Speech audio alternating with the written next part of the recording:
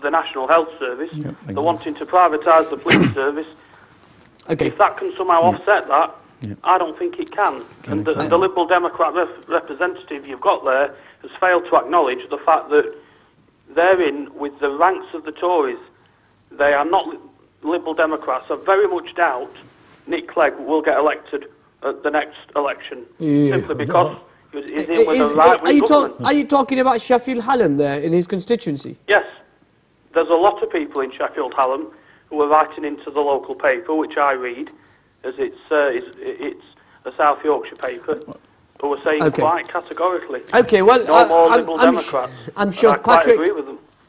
Okay, well, let's wait and see. We've got over 3 years to go until the general election. Who knows what will happen between then and there? Who knows how much damage they can cause? Exactly. I hear what you have to say. Thank you so much for joining us tonight, Patrick. You want to come in, Carden? I just wanted to come in, actually, to correct you, actually. You mentioned the deficit the Labour Party left. Let's get back into history and see that Labour Party left the least deficit when they came into power. So you think £156 billion is when we came to 97, it's the worst deficit that when we took over the government, 1996, 97, you look at the records, actually, it's how you played. It was the worst those years, actually, when the Conservative was in power. We put the plan in the place. A golden legacy from the Conservative Party in 97. Well, let's say the legacy you picked up was 18 months waiting list. The legacy you picked up that it was where unemployment was rising. The legacy we picked up from the Conservative government was actually the economy was suffering. The Labour Party put money into the health. They put money into education, they put money into economy. The factor that you're referring to is the global issue, global economic downturn, which impacted on UK, actually, and we suffered as a result of that. But let's be honest, the stimulus package the Labour Party put in place, that this government pulled out, now they're realizing, even today's figure, this economy has shrunk by 0.3%. They're realizing the mistake they made. Actually, they don't have a strategy, they don't have a vision, actually, and the country is suffering as a result of that. Can I just come in with that now? Councillor, if you were saying that to me, I'm bringing you back in now to your by-election, right, which this party won, in a seat which has never been anything else but Labour, right? So you tell me, why did them people not support your party? And I'll tell you for why. Because you haven't got a leader. Not that Red Ken. Wait a minute, hear me out, and then you can come back to me. Red Ken hasn't got a clue. He hasn't a clue. And there's people in your party, sir, who know that, and they're waiting in the back. They're waiting just in the backs to get rid of him, because until you got me, I think you want to keep him, because as long as you've got him, I'll guarantee you won't get in power with him in. Well, that's a separate issue anyway. You're talking about Ed Miliband there, aren't you? Yes. Can I just come back in? I mean, in terms of what Patrick was saying, I think that the Lib Dems have got a major credibility problem at this election. They're going to try and drive the argument, as no doubt Councillor Brown will do, onto purely local issues, because they know that that's the only way that they can possibly win or hold any seats, because they completely lack any credibility on a national level by what they've done by going into the coalition. And I think that whether they like it or not, they are going to get punished. It doesn't matter how hard the individual councillors have worked for their local communities. The fact is that they've got a leader who lied through his teeth when he made a pledge on student tuition fees. He has completely let people down. I myself was living in South Wales at the time of the last election, and I did actually vote for Nick Clegg. I probably got sort of sucked into some of the hype. So you used to be a member of the Liberal Democrats? No, I wasn't. No, right. no. But so how did you vote for him? You lived in Sheffield? No, I didn't vote for Nick Clegg. I was living in South Wales. And in my seat, I actually voted for the Lib Dems in the last election, because I actually got, caught up in the hype of the Nick Clegg debates and thought maybe this will be an opportunity for quite a progressive pact, which I assumed was going to be between the Labour Party and the Lib Dems if the numbers stacked up. The last thing that I thought would happen, and I speak for tens of thousands of people who voted Lib Dem in that election, was that Nick Clegg would walk into David Cameron's office the next day and say, well, I know that I made all these pledges, but it's all right, Dave, where do I sign? Where's the ministerial car? Because that's exactly what happened, I'm afraid. But doesn't that naivety that the British people were sick of the Labour Party. They lost 100 seats. People were fed up with the Labour Party. Let me tell you what happened, and this also, because it also is relevant to us, because it explains what happened in Bradford West. People have been looking for somewhere to channel their anger for a number of years now, because they've been let down by the Conservatives year after year. The northern voters in particular, and people who care about the left of the Labour Party, like I do, have been let down by the Labour Party for years. We want it to come back to what it actually is, to come back to its socialist roots, and it doesn't do that, so we've got nowhere to turn. The Liberal Democrats appeared to provide an alternative, and they completely lost the plot as well. So people naturally are looking for somewhere where they can find a genuine progressive left-wing alternative. Now, in some parts of the country, particularly in Brighton Pavilion, the Green Party offer that. People realise, and once they see someone that can win, they will go towards that person because they're desperate for an alternative.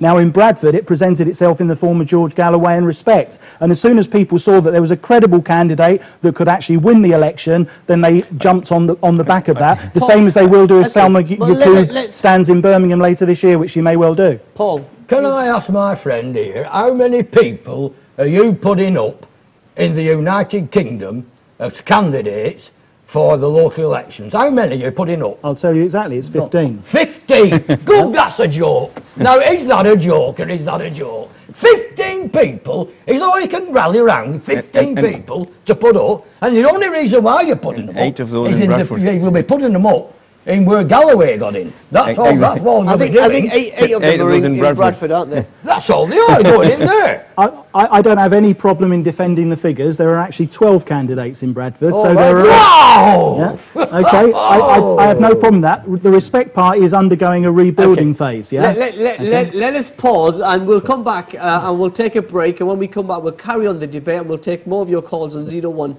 254 277 370. Stay tuned.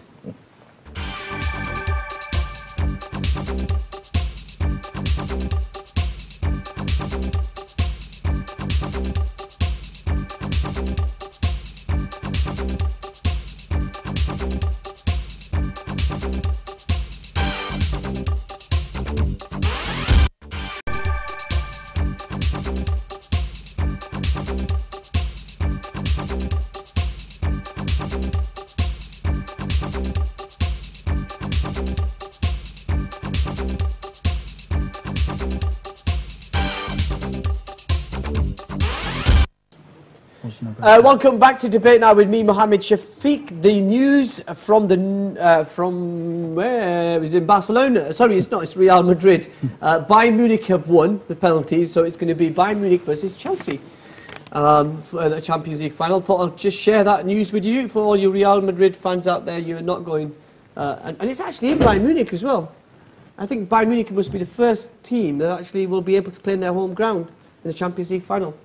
You're looking at me as if you're lost. No, Dawud. I was just going to say it's the first time ever that I'll actually be supporting someone that plays in blue. Certainly never in an electoral sense, but I will be supporting Chelsea in that game. So. As we all will. The English team will be cheering on the English team. Will you be cheering on Chelsea? Oh, yes, definitely. Good man. Mr. Brown, obviously you're in bed with the Tory party, so supporting the Blues is going to be quite easy for you. No, I'm not supporting any of them. Okay, getting back to that point. I mean, we've got some comments on you, Paul. We're saying that you're quite patronising and you're belittling the achievements that George Galloway has achieved in Bradford West. I am not belittling it at all. All I am saying is, it's a protest vote. End of story. Everybody used to call the Liberal Democrats for that, and the Liberals in the old days when I was a Liberal. If there's anything going on with Labour or with Conservatives, they said it's a protest vote, I will vote Liberal. And they did. It's a protest vote, and I'm not making any mistake about it. But it's not a protest vote now. It's a proper, genuine vote, and it's proved. Which is melting. Yeah. It does. Well, it's not melting. Yes. Go on, sorry, go on. I mean, you've had this seat, if you like, for Bradford West for 34 years. It's, you know, it's Labour thinking that it's God-given right to rule Bradford, and you were humiliated. I made it clear, actually, Shafiq, as you said early on, it is a setback for us, there's no doubt about that. many reasons for it. There's inquiries going into it to look at like and learn I mean, lessons. You're an experienced councillor for 8 years. You're involved in Bradford politics. What did Labour do wrong? As it's been highlighted earlier, the Respect Party, their whole campaign was on negative. They've talked about the issue of Iraq war, which is done and dusted. The Labour Party acknowledged, as you know, that I'm a Labour Party member. I was part of those marches when they took place. The hundreds of members of parliaments within the Labour movement, they voted against the resolutions. Even the Foreign Secretary at the time, Robin Cook, late Robin Cook, resigned from that. Yeah, he resigned from that. So let's not. If it wasn't for Conservative, we would have not been in Iraq or Afghanistan. Let's just get this right. You took the country into an illegal war in Iraq, and supported by the Conservatives, large majority of the Labour, with due respect, you're sitting here and blaming the Tories for taking due respect. I'm saying, with due respect, if it was just for the majority of the Labour member of Parliament voted against. So you were in bed with the Tories supporting the foreign war. What I'm saying is, if the Tories wasn't there, we would not been in the war. But issue is not that. What I'm saying is, issue is that what is a part. Issue within the Bradford West. Do you believe that the war was wrong? Was done and dusted? I think clearly it wasn't done and dusted because something went wrong in Bradford West. Well, no, I'm telling you that, as I said early on, some people actually wanted to show their anger. It was based on negative aspects of the campaign. What we're saying is there were more serious issues within Bradford West which have not been tackled and not been debated. So you think the killing of 1 million people in Iraq illegally, supported by your former leader Tony Blair, but also apologised by the current leader equally? It's not. No. Ed Miliband, when he took the leadership, he apologized. The mistake was made. Blair era was ended. There's a new beginning. Our focus must be to bring. Must be to bring the forces home. We've got loads of comments for you as well, Kadim, on Facebook. If you are on Facebook, the official Ummah channel page, you can go on there and message me your comments, and we'll get through some of them. Let's go to Preston and talk to Sajid. Assalamu alaikum, Sajid. Welcome to the show, brother. What would you like to say? Okay, I just want to talk about what Paul Brown said at the starting of the show about the 4 so-called Liberal Democrats councillors walking over to Labour after they got elected. And from that, we have in our Asian communities that we don't, unfortunately, vote for the candidate. Okay, we vote for the party, no matter what the candidate is or who if he's up to the job or not. And this present moment in time, some councillors who I believe who are studying for election are worthy of the seat, but because of the way we vote, which like Paul Brown said, most of them won't get in. And that's disappointing for the Asian community, because here's their chance to put somebody decent in who can work on their behalf. But unfortunately, the way the Asian people vote, this will stop that person getting in. Okay. Anything else? Well, and to that gentleman from the Labour Party, the Iraq war, he's correct in what he's saying is that, what's happened has happened. But what they have to also appreciate, the Labour Party, is that I'm just talking about local elections. I think it's no point talking about national issues. Let's talk about the local issues. Precisely. In sort of Preston, Blackburn, Burnley, the Asian councillors are representing the Labour Party and don't do much for the community.